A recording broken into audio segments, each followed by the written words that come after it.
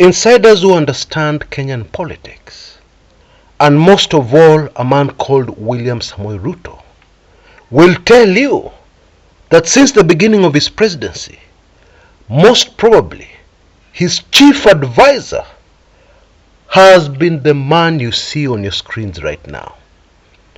His name, Faruk Kibet. But in recent times, that advisor has changed to a man called Mutahi Ngunyi, Professor Mutahi Ngunyi. If you are new to this channel, you might be completely in the dark over what I've just said. But of course, if you're familiar with this channel, you'll have a pretty good idea where I'm going with this one. By the way, on this channel, I never make videos for views. Never ever. I make videos for serious political analysis, targeted at those who want to understand and maybe get into that position where they can accurately predict what is coming next. For instance, last week I produced 5 videos, and on my show today I will mention those 5 and talk about how they fit in to the state of affairs of Kenya today. Did they pan out or did they not? I will also discuss that. If they did, I will tell you exactly how I think they did. Okay? Kunaendanga hivi on this channel. Now, who is Faruk Kibet?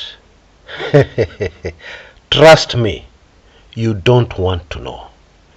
This is a man who is feared by politicians, feared by government officials, and I'm sure they don't fear him for nothing. Some people have called him the bewart of the Ruto administration, or the total man of the Ruto administration. It is of course not too difficult to link Faruk Kibet counsel advice to moves which the Ruto administration was making just the other day before Ngunyi came into the picture. And I'm talking about the very irresponsible pronouncements by Ruto's cabinet secretaries. You know, people are supposed to carry authority. People who, when they speak, it carries weight. That's what it's supposed to be. And honestly, I don't think it is worth your valuable time to give you the many examples of these irresponsible moves and pronouncements from Ruto CSs. Yeah, if I mention the name Moses Kuria, already you know what I'm talking about. But maybe I need to mention just one pronouncement which many of us may have missed. Deputy President Rigathi Gachagua told Kenyans with a straight face that the security withdrawn from Raila Odinga, Kalonzo Musyoka, governors, MPs, people linked with Azimio, that security would be restored if they behaved properly for the next 2 months. Yani, if you want your security restored, then behave yourself for the next 3 months. Now, many of you will know already that that is breaking the law.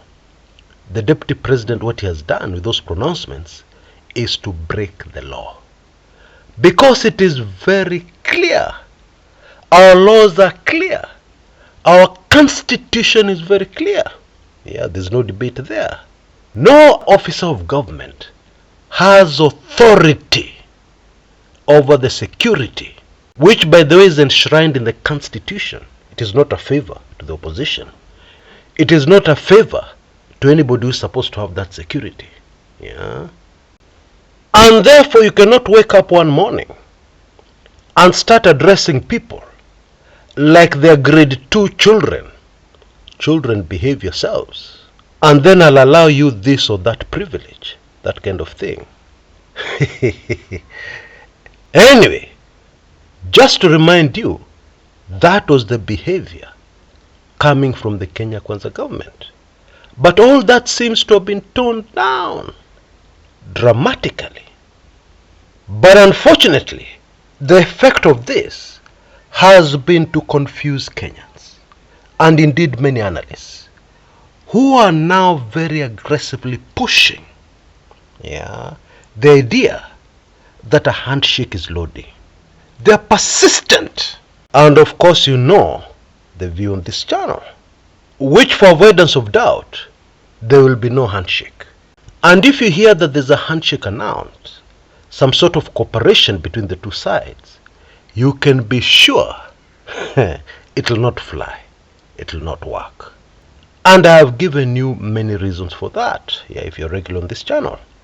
Anyway, the two videos from last week that will help any newcomer, or in case you missed them, understand this issue deeply and understand what I'm talking about, are the ones you see on your screens right now. Why Ruto ate humble pie and reintroduced Uhuru's subsidies. And the other one, Professor Mutahi Ngunyi's secrets to fix Raila in new Ruto partnership. Now don't worry, I'll put a link to a playlist where you'll be able to see all the videos I talk about on my show today. So just relax and enjoy the show. You will not miss anything. But what is very important to take note of is that the shift in the direction of the Kenya Kwanza government and the way they do their things is not good news. Why? Because, and I believe we can already see this in the media, the result is that what Kenyans start getting exposed to is what I call propaganda news. PR news. News which is not real, or news which is slanted to fit a certain narrative. A narrative to help the Kenya Kwanza administration. A narrative to help the William Samoei Ruto presidency survive until 2027. And woe unto you if you're a media house and you decide to take Kenyans away from the fixed narrative, fixed direction of the news that the government wants. Let me give you a very recent example.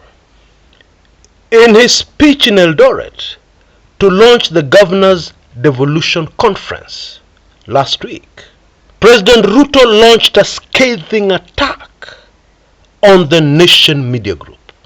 What triggered this attack? The fact that the Nation told Kenyans that the government had gone back to subsidies, to keep fuel prices steady, to stop them from racing past the Kenya shillings 200 per litre mark, which would have spelled disaster for the country. We're already in trouble, but that would have been the killer blow. Ruto was very angry with this report by the Nation.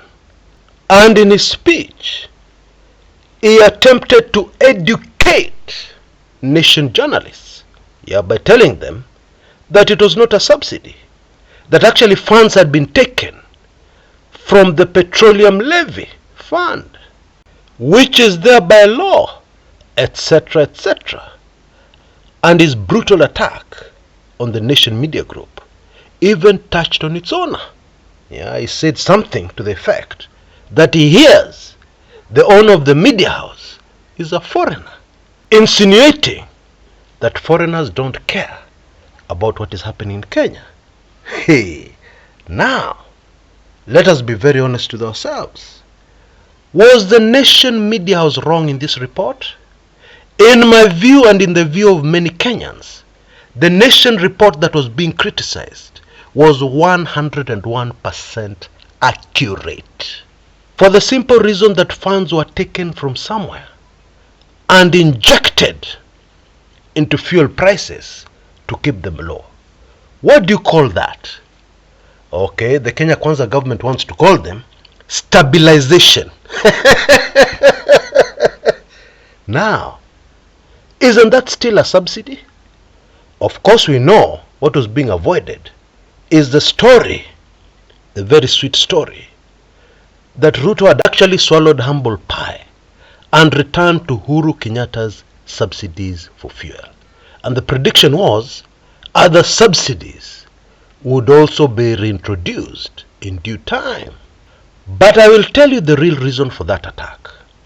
The real reason for that attack is that the Nation Media Group, Citizen also, although Citizen in recent times has been careful, very careful, yeah, they say things, but you have to read between the lines.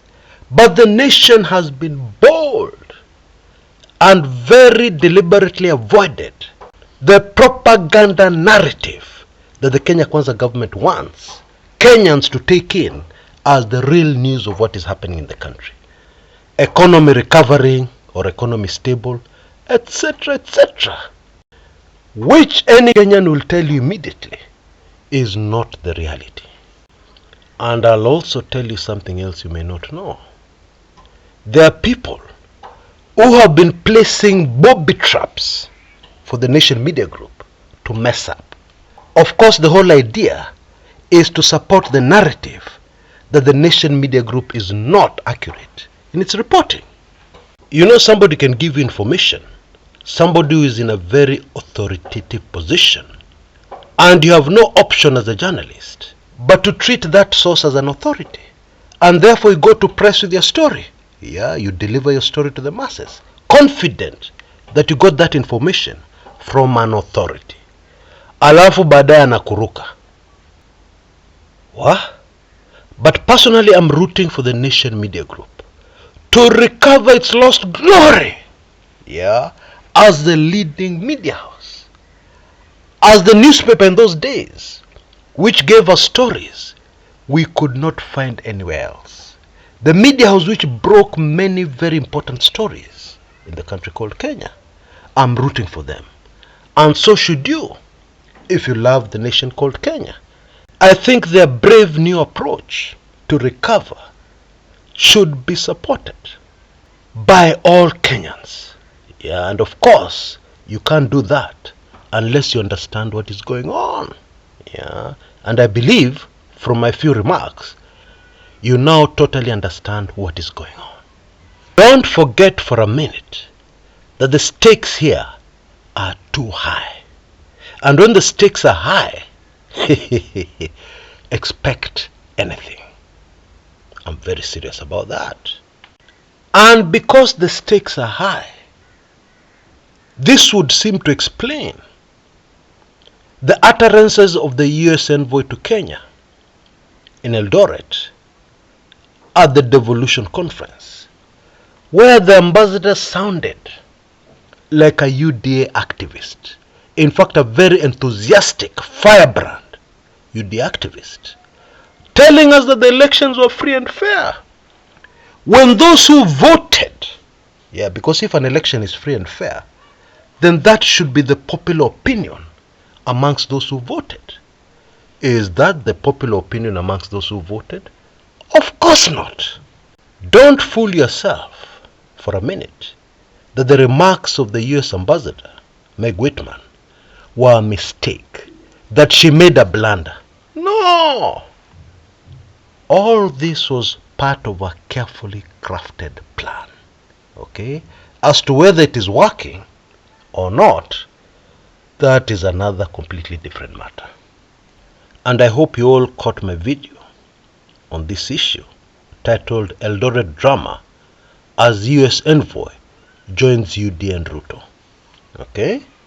Which was also linked to the other video I did last week titled Raila's New Direction for Azimio collides with Meg Whitman. Na kuambia ile siasa inachezwa hapa. Ni ile inaitwa kata na shoka. I'm telling you, Kenyans who are used to focusing just on local politics may need to up their game to understand what is happening around us in the rest of the world, especially in the West and in the East, of course. Anyway, that video gives a lot of details. And going forward, in my opinion, this is going to be heightened. Okay? And so it is important for people to understand what is going on. And you know, Raila Odinga is a very brave man. Yeah? He does not shy away from a battle. Of course, age has mellowed him, but in my opinion, not in a bad way. What it has done to Raila is to make him very strategic, very methodical, very slow in implementing his decisions. But he implements them when he's very, very sure all his ducks are in a row. Okay? And you know, such political moves are very difficult for those on the other side to come back from. Yeah, so that is what Azimio has going for them. Now, I ended last week with a controversial video, yeah, that touched on the very strange, mysterious, puzzling, yeah, killing of a DCI officer called David Mayaka, a very junior officer, police constable, yeah, somewhere in Kayole. And the whole thing was captured on CCTV cameras. And again in this story, we had people deliberately peddling narrative to take us in another direction. Yeah, one of the narratives being pushed, and still being pushed very aggressively, was that narrative of a robbery gone wrong. Okay? When everything on the CCTV camera, all the details and facts surrounding this case, point to an assassination. Catch my video and get a glimpse, yeah, to the answer to that burning question. Why? What was the motive? But then all the narratives that are being pushed, we still don't have anybody who has come up with anything close to a motive. And you know, in these matters, motive is critical. Because you cannot solve a mystery if you don't have a credible motive to work with. Yeah, and so far that has been missing. For those who want to look at this closely and avoid the ocean of propaganda drowning Kenyans currently. And indeed, I did an article, yeah, on my blog linking the David Mayaka incident to other past assassinations, yeah, like that of Bwana Kene. Remember him? He was also a junior officer in the police. Yeah, he was an AP officer. And you'll remember we were promised the usual promises. No stone will be left unturned, etc., etc. But to date, we don't know who murdered Kene and why. That very super fascinating article on my blog sheds a little light. Yeah, there's also a playlist of the relevant videos. So if you have time, you can take those in and shed some light into this very disturbing development in our motherland. Now, I appreciate the fact that I may have lost a lot of people. When I said earlier on my show that what we have in our media today is directed news, directed towards certain narratives that are supposed to favor the government. I appreciate that may be a bit difficult to see, but it'll be very easy for you to see it if you take in my very latest book. I've not produced a book in a long time, but I produced one very recently titled Tyranny of False Narratives. Those who have taken in this book of mine now have a very clear mind, because it goes back to 2013 when this game started on a high note. And I know many of us don't read, don't have the time to read, don't have the circumstances and environment to read. And therefore the best news for you, I've actually managed to produce an audiobook version of this very important book. Yeah, and it's now available. You can see details on your screens right now.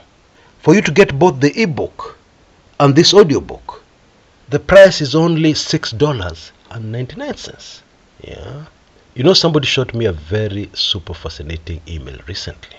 and they told me that they love to listen to my channel as they are working on their shamba. What? That really jazzed me. Okay? And I'm sure many others are in similar circumstances. We're in a very fast-paced world. We live a very fast-paced life. We're involved in many things.